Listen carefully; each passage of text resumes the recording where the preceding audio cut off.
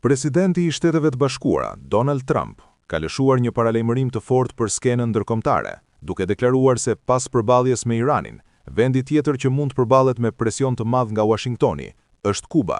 Në një intervistë për median amerikane Politico, Trump parashikoi se regjimi komunist në ishull mund të jetë drejt rënjes, duke theksuar se politikat e administratës së tij kanë rritur ndjeshëm presionin ekonomik dhe politik ndaj Havanës.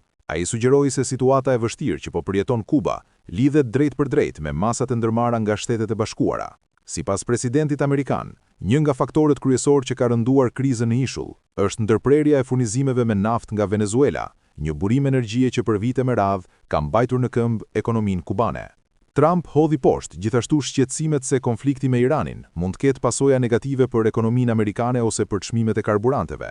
Ai u shprehi bindur se operacionet ushtarake të SBA-s në lindjen e mesme kanë mbështetje të gjerë nga votuesit amerikan, edhe pse disa sondazhe tregojnë se opinioni publik mbetet i ndarë për këtë konflikt. I pyetur drejt për drejt nëse Shtetet e Bashkuara po luajnë rol në përkeqësimin e situatës në Kubë, Trump la të kuptojë se ndikimi i Washingtonit është real.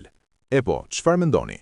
Për 50 vjet kjo ka qenë qershia mbi tort, u përgjigj ai, duke nënvizuar se presioni amerikan ka filluar të japë rezultat. Presidenti amerikan vlerësoi gjithashtu zhvillimet në Venezuela dhe përmendi rolin e drejtuesve të rinj në vend, duke theksuar se marrëdhëniet e SBA-s me ta janë të shkëlqyera.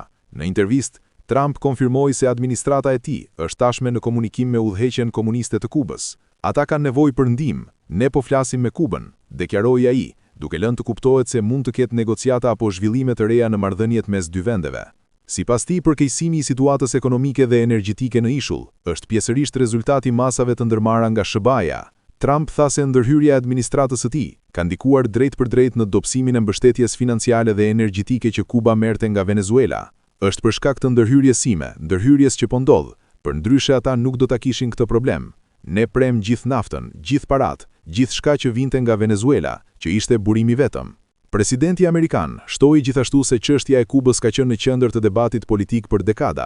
Sa kohë keni dëgjuar për Kubën? Për 50 vjet, dhe kjo është një nga gjërat më të vogla për mua, deklaroi ai, duke nënvizuar se administrata e tij është e vendosur të vazhdojë presionin ndaj regjimit kuban. Deklaratat e Trump vinë në një moment kur tensionet ndërkombëtare janë rritur ndjeshëm, ndërsa administrata amerikane është e përfshirë në operacione ushtarake kundër Iranit. Në këtë kontekst, komentet e tij për Kubën kanë ndezur debate të reja për drejtimin e politikës së jashtme të SBA-s dhe për mundësinë që kriza të reja gjeopolitike të shfaqen edhe në Amerikën Latine.